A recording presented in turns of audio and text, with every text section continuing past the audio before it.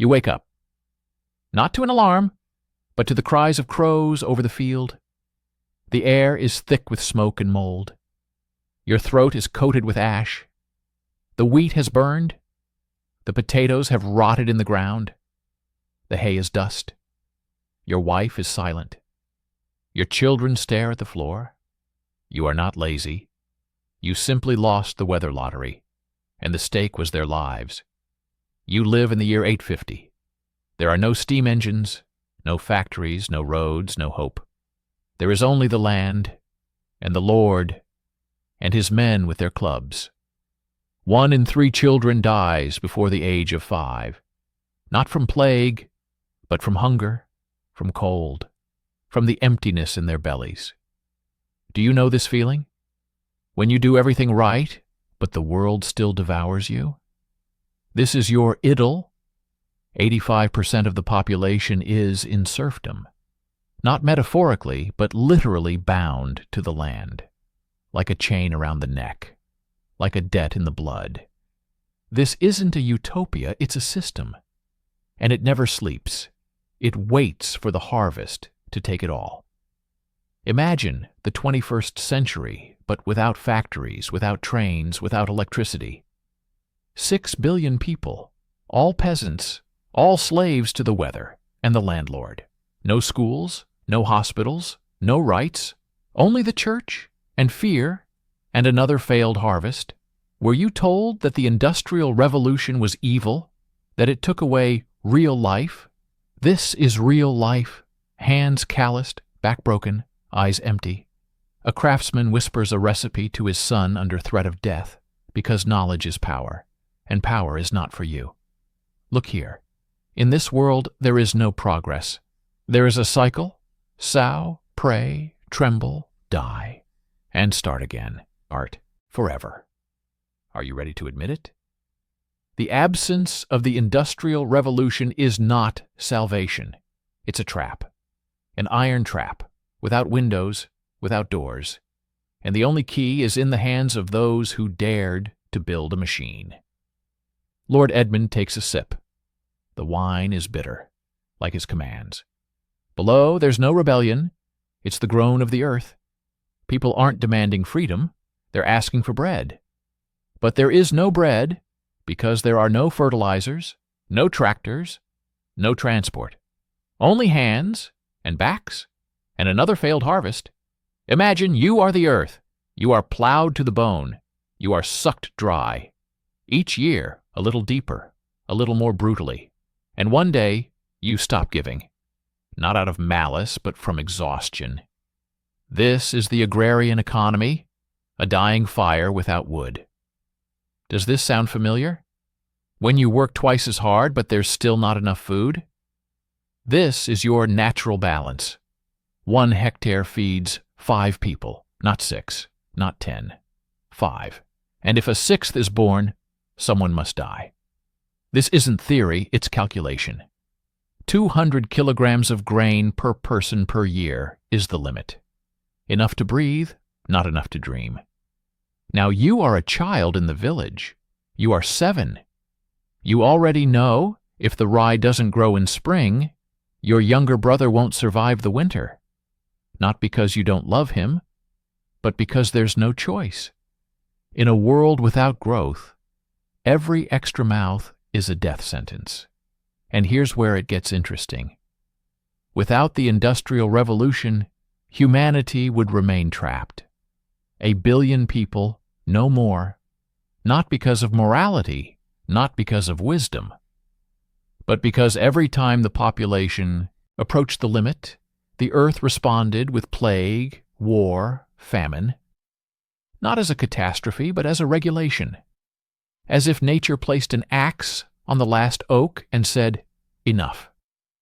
Do you think this is stability? This is slow extinction, where even seed grain is a luxury, where every breakthrough is impossible because there's no surplus. No surplus, no science, no schools, no time to think.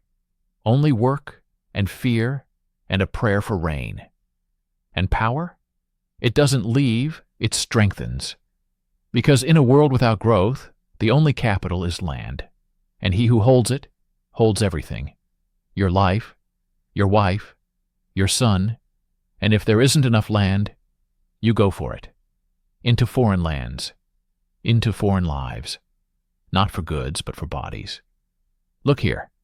In this world, colonies don't build factories. They build plantations.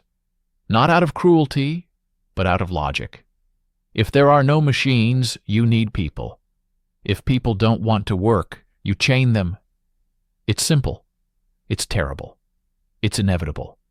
Were you told that without progress, the world would be cleaner? Look into the eyes of Lord Edmund's peasants. There is no cleanliness there. There is emptiness. And in that emptiness, not a utopia is born, but eternal hunger. Captain Velasquez looks at the shore. Chains clatter, not like music, but like a calculation. His ship is not a galleon with spices, nor a frigate with cannons. It's a barge for bodies. People stand in rows, bare to the waist, their ribs like axe handles. They don't scream, screaming wastes calories. And calories are profit. Do you know this feeling? When you are valued not for your mind, not for your soul, but for your weight in pounds. The archives of the Lisbon Guild. Male slave, 25 years old, 12 pounds. Woman with children, 9. Child under 10, 4. Not a beast, a pragmatist. Velasquez knows if he doesn't bring 100 slaves to Jamaica, his patrons will burn his house. And if he does, he'll buy a second ship. Imagine, you are a colonial empire. You have no factories, no steam engines, no railways. How do you grow? Only through land and labor. Every hectare of sugarcane requires 20 pairs of hands. Every hectare of cotton, 30. Machines won't help. They don't exist. So, you go for people. Not because you hate, but because you calculate. Slavery is not a vice. It's a business model, and it works. A free worker costs 17 times more. You have to feed him, pay him, heal him. A slave feeds himself, as long as he can. And when he can't, he's replaced. Simple. Cold. Efficient. Now you're in London, the 19th century. But there are no factories. That means no abolition of slavery. It doesn't disappear, it scales up. Historians model, in a world without steam, the proportion of slaves in Brazil by 1900 would be 42%. In Algeria, 38. In Mississippi, 51. Not in antiquity, not in the Dark Ages, in the 20th century. Because without machines, the human body is the only engine. And the more you want to produce, the more you have to break. Were you told that colonies were built for gold? A lie. They were built for backs, for calluses, for blood that doesn't ask for days off. A slave is not a system error. He is its heart. If it beats, it works. Imagine, your son goes to school. But there is no school. Because a teacher is a luxury, like a doctor, like bread for breakfast. In a world without growth, knowledge is a threat, and order requires you to know one thing: your place is where you were put. Not in a colony, not on a plantation, but in the workshop, in the village, in a chain that you don't see but feel in every fiber. Look here. In this world, the craftsman sharpens a knife. His hands are skilled, but his son cannot choose a profession. The guild will forbid it, not out of malice, out of logic. If everyone starts changing places, the system will collapse.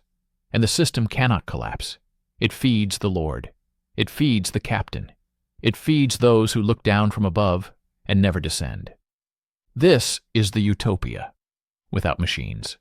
Not a garden, not peace, an eternal feudal machine lubricated with sweat and fear, and it's still working, while you remain silent. Master Johann lights a candle. The flame trembles like his hands. His son sits opposite him. In his palms, a wooden template. Today he will learn how to listen to wood, not with his eyes, not with his ears, with his skin, because pine whispers differently than oak, and maple sings if you cut it during a full moon. But this knowledge is not for everyone, only for those whose ancestors paid dues, swore oaths, kept silent. If Johann reveals the secret to a stranger, he will be expelled from the guild, and without the guild, he is a shadow. No market, no orders, no protection. The scent of wood shavings is the language of the initiated, and you won't understand it, even if you breathe deeply. Now you are a woman. You are 15. Your father is a lord. Your home is stone and silence. Your chances of learning to read are less than 5%, not because you are stupid, but because why spend bread on a book when you can bear a son? In this world, knowledge is not light.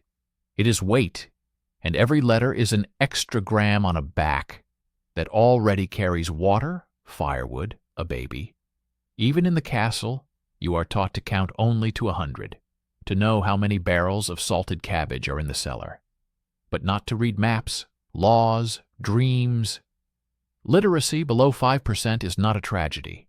It's a calculation. Survival does not require reading. It requires hands and silence. Freedom is not a right. It's a risk. Imagine you are a peasant.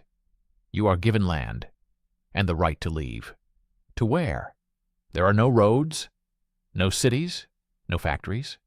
All there is the field and the Lord and his clubs.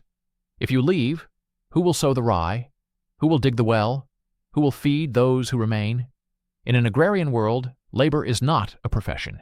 It is an asset, like a cow, like a plow, like the last sack of grain. And an asset must be locked up through debt, through fear, through a chain that you don't see but feel in your vertebrae. Does this sound familiar? When your skill is not your own? When you cannot leave even if you hate it? Because leaving is death not only for you but for everyone behind you. Science in this world does not die. It hides in monastic cellars, in notes under floorboards, in the minds of loners who are called madmen. Because without schools, there are no students. Without factories, there are no laboratories.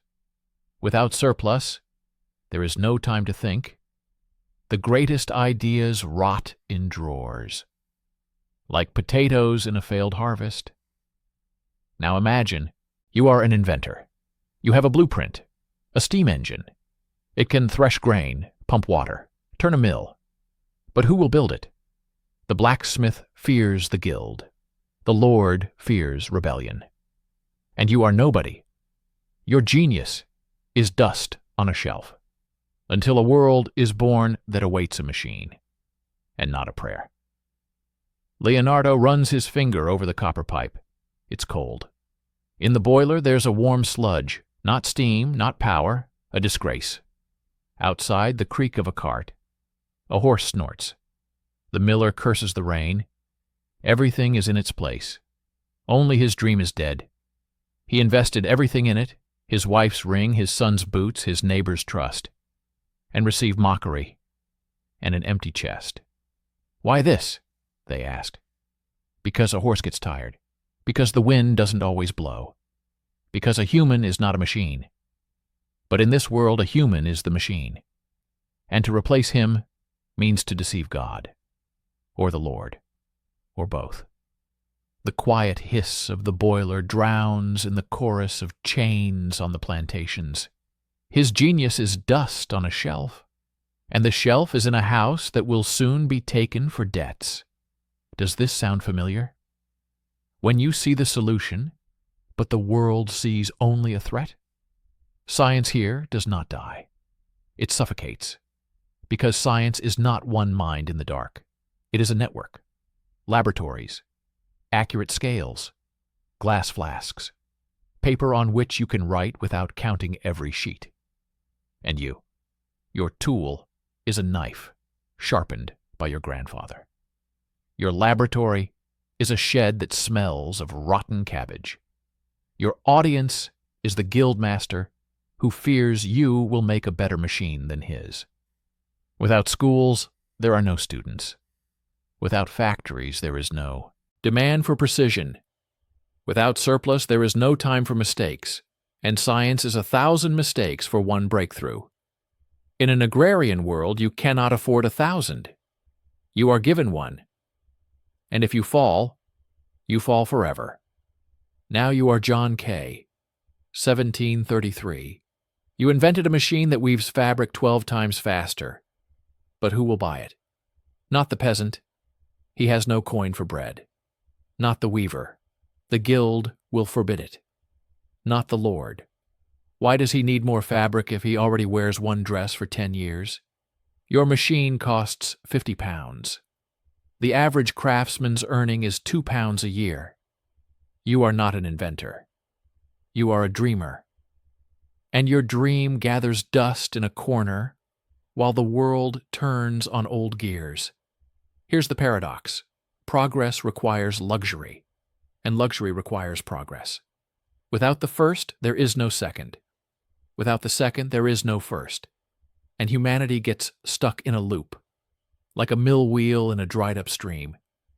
Imagine, you hold the blueprint of the future in your hands, but you have no metal to forge it, no ink to copy it, no road to take it to someone who will believe. Your idea is not a failure.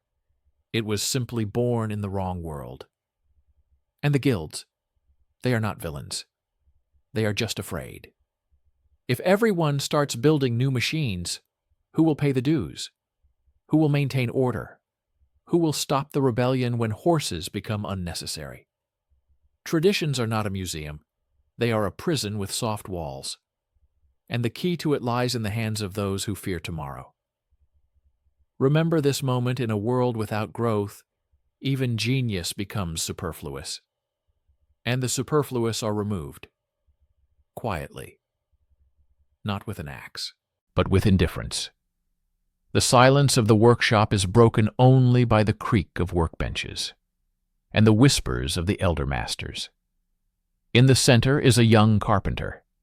In his hands a machine, wooden, with bronze pins. It carves twice as fast. He built it for 2 years, in the cellar, in sweat, in fear.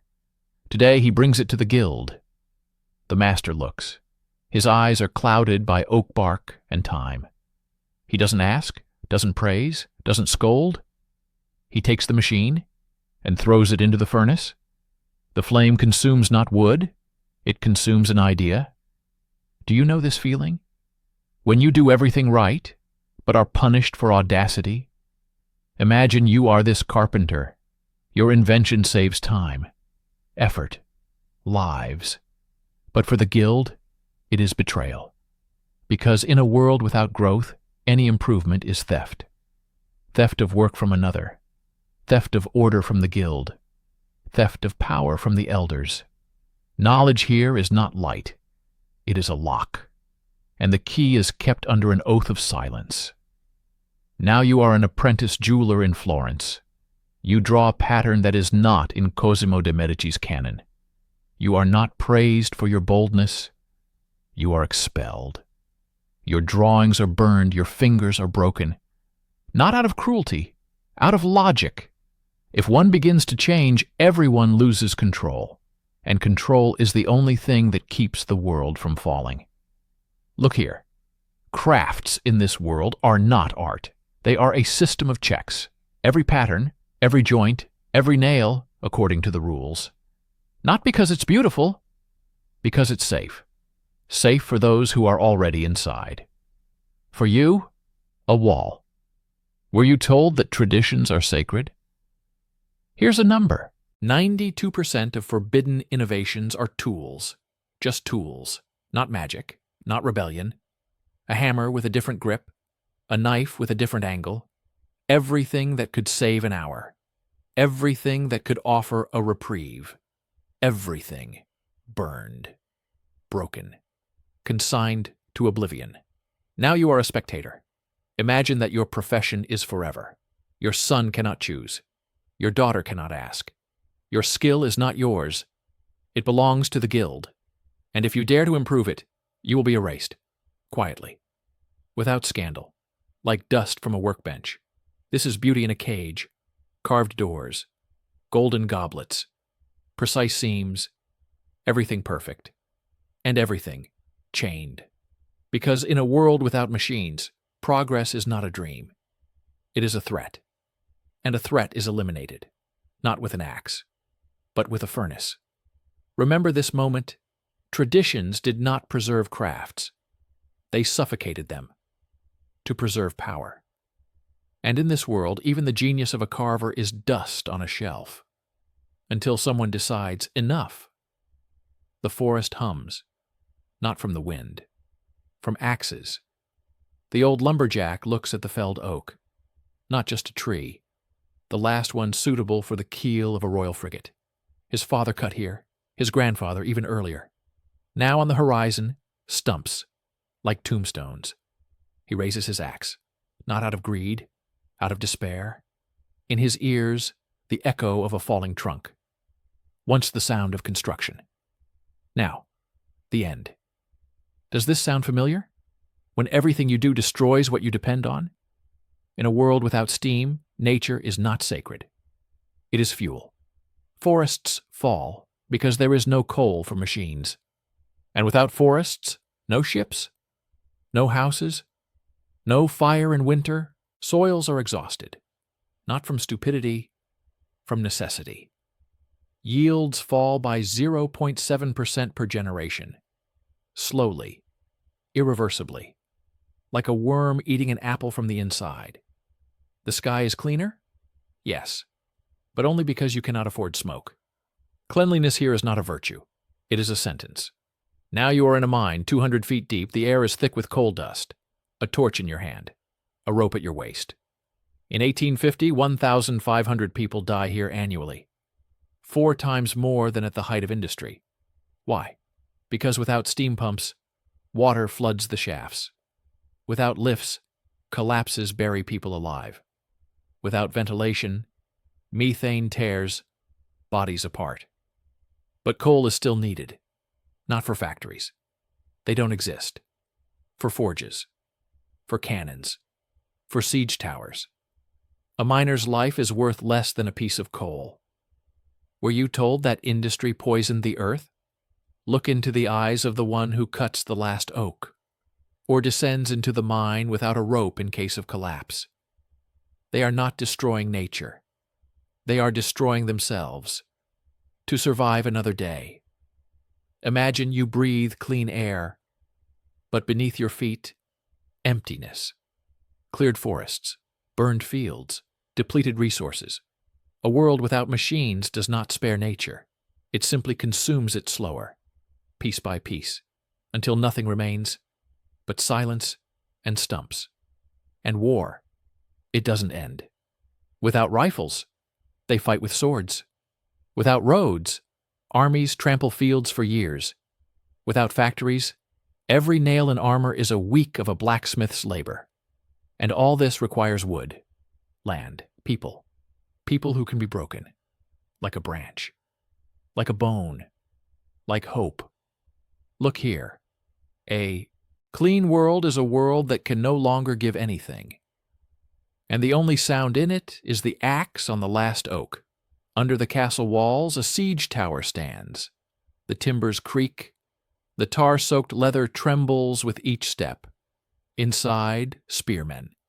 Hands calloused, lips cracked from thirst. Above, archers. Their eyes fixed on the crenellated stone where a shadow with a cauldron of boiling water flickers. Beyond the hill, cavalry. Armor, rusty. Horses thin. But still ready to charge into formation. No cannons, no mines, only muscle, wood, and steel. The siege has lasted for 3 years. Inside the castle, they eat rats. Bones are boiled thrice. In the camp, horsehide stewed in a helmet.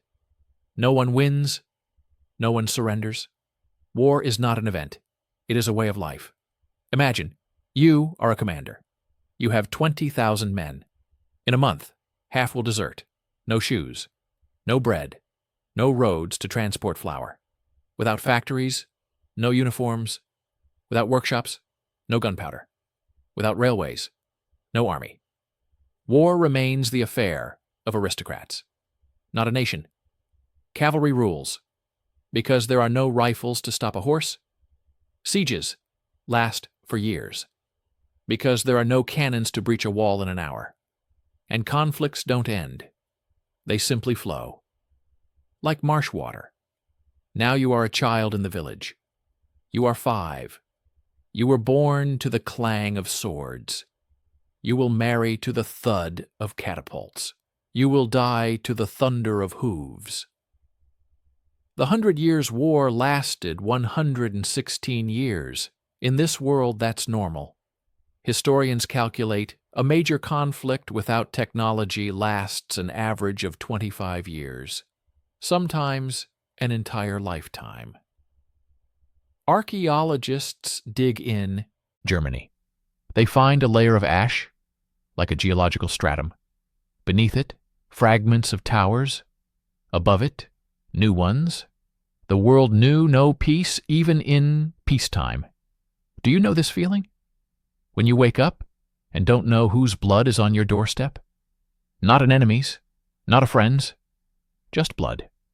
War here is not an exception. It's the background. Constant. Suffocating. Inevitable. Look here. In this world there is no victory. There is only a reprieve. While the blacksmith forges a new sword. While the carpenter assembles a new tower. While the horse has not fallen from hunger. And again, forward. Into the same mud. Under the same walls. With the same faces. Remember this moment. Without industry, war does not leave. It slows down.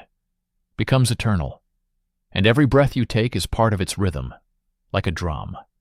Like a chain. Like the last axe on the last oak. Everything is connected.